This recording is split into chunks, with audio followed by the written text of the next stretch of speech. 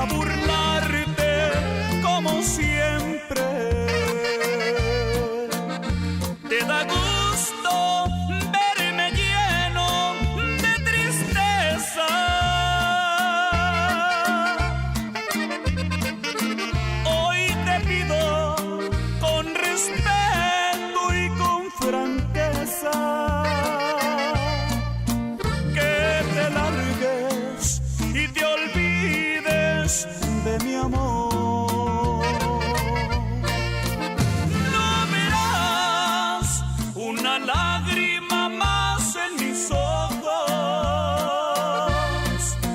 ni sabrás el camino por donde me iré. Solo sé que por culpa de ti voy herido y la cruz que ahora llevo conmigo, solo Dios sabe qué es el cariño que con tanta pasión te entregué.